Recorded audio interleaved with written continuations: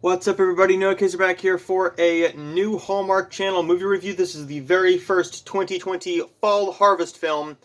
I was looking forward to this one. This one stars Cindy Busby. If you don't know it, she's been in it. She's been in some really, really good ones, especially her past few. Her past few include 2020's one of the better Hallmark ones, in my humble opinion, which is Love, Fall, and Order. She was also in Romance in the Air, which was a Summer Nights one, which I really enjoyed. That one was a decent one as well. Last year, she gave us a Godwink Christmas Meant for Love, a different type of a film that tackled a subject matter that Hallmark doesn't usually address. Then My Boyfriend's Back, Wedding March 5. So she does countless Hallmark movies, and now her new one is called Follow Me to Daisy Hills.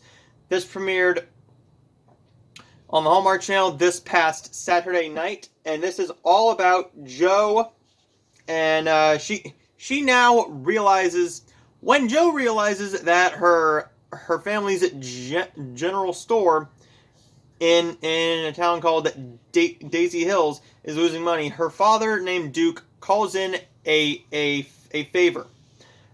Duke's help is Jo's ex, named Blake, who is a former Daisy Hills native. Along with that, her little sister, named Sophie, played by Jade Michael, is thinking about going to many schools, but she's not quite sure where she wants to go. She has applied to many schools, and that's also a subplot of this film. How is the movie? It's okay. It's not great. It's by far one of the most disappointing ones, but it's not one of the top 10 worst of the year. No. This is still better than that god-awful one called Bad Date Chronicles. That was brutal.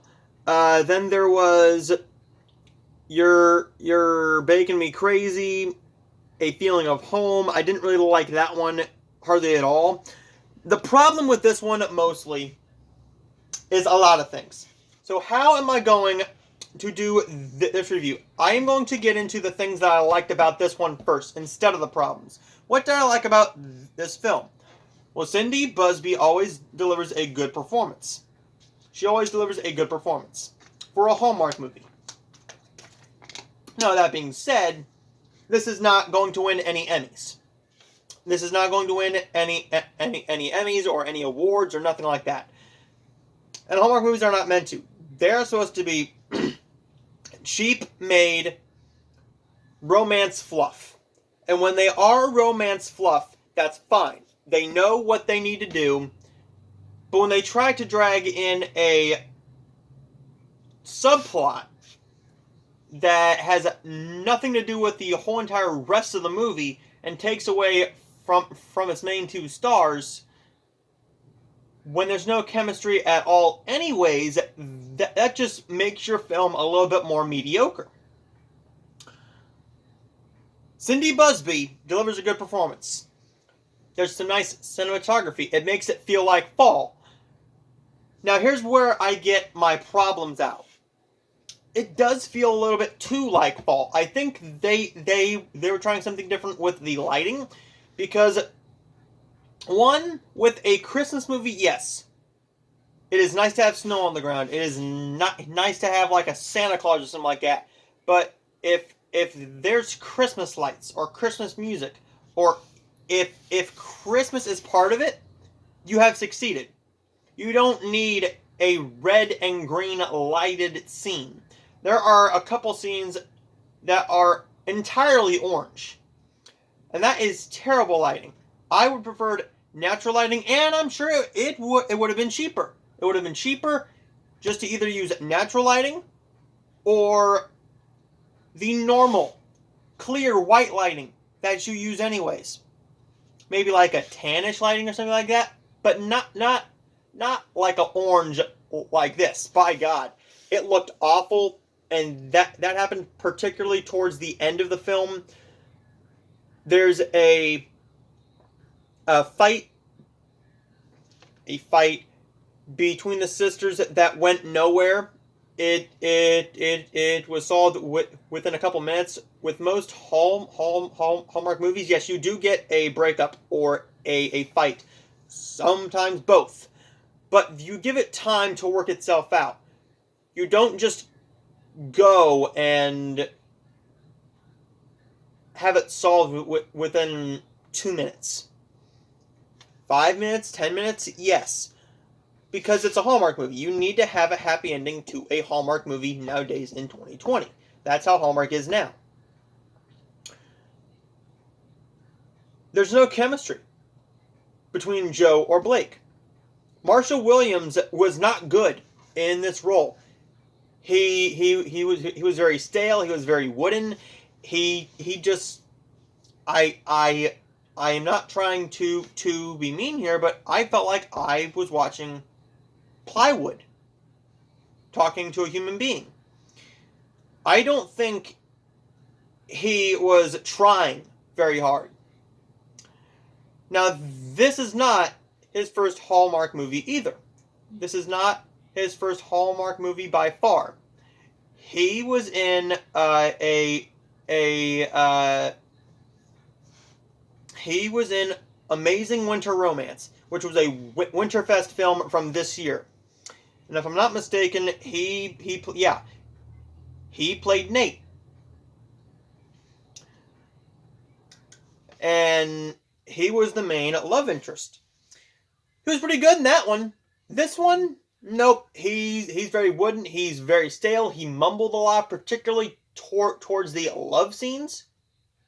In the romance scenes, he was mumbling, blah, blah, blah. Hey, how you doing? It just was so far out of nowhere and out of my comfort zone, because I know that in Amazing Winter Romance, that didn't happen. He was good in that film from what I can remember. It's one that I was really disappointed in. There's no chemistry, a pretty piss-poor side plot, sorry, and bad lighting in a couple scenes. But the cinematography is good for the most part, and Cindy Busby delivers a Cindy Busby performance, and Jade Michael is great. She's great in this role.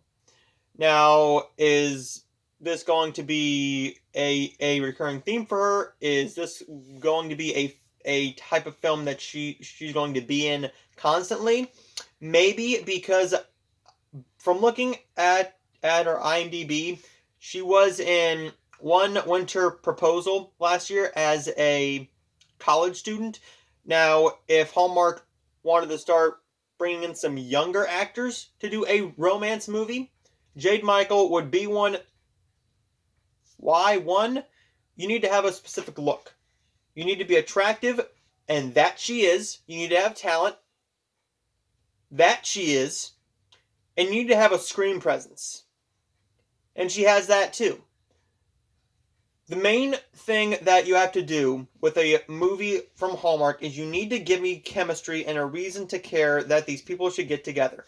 Yeah, they were exes, and they started going towards that direction, and then you brought in the side plot of Sophie and college, and you took time away from the romance, which is your main plot, yeah, and you do need a side plot, but you need it to be executed better than this one. This one was just not enjoyable, hardly at all. Follow Me to Daisy Hills is a okay Hallmark movie, but it's definitely on the lower end. I am going to say it's probably right there in the middle. There's been 30-something 2020 Hallmark movies. With this one, I'm going to say just skip it. And a lot of Hallmark fans are saying skip it as well. And one more thing I have to say about this is the music. There was too much damn music in this thing. There's music where there is supposed to be just talking. There's music where there's a romance scene. There's music where there's a dramatic scene. There's unneeded musical moments in this film. And I think that the music was a little bit too loud at some points. Not loud enough to really affect the dialogue from the actors, but definitely loud enough where you would be a little bit. It's very noticeable. Follow Me to Daisy Hills gets a C minus. It's not a good movie, but it's not a bad movie either. It is just It's a Hallmark movie that I was looking forward to, and it just let me down. We have 4 more Fall Harvest movies. Can these films pick up where this one didn't? We have Falling for Look Lodge. That premieres next week, and then Country at Heart, which I am looking forward to. I've been looking forward to that one ever since the trailer dropped for it in March or April, and this one was supposed to be a part of the Spring Fling or something like that, or Spring Ever After, or whatever the Spring Fling was for this year. I can't even remember. Then we got My Best Friend's Bouquet and Sweet Autumn. We also have 2 new mystery movies, Picture Perfect Mysteries and Aurora Tea Garden Mysteries. We've also got a JL Family Ranch sequel called The Wedding Gift. And we also just got a new one announced called Follow Your Heart, which is a romance movie about a Amish woman who leaves that lifestyle. Something brings her back, and now she is wondering, did she really want to leave that lifestyle? And she's probably going to find love along the way. Stay tuned for more movie reviews very, very soon. I got tons more for you. My next review is going to be for Iceland is Best from Gravitas Ventures, which is available tomorrow, and I will have my review of that tomorrow. So I will see you guys for that review next.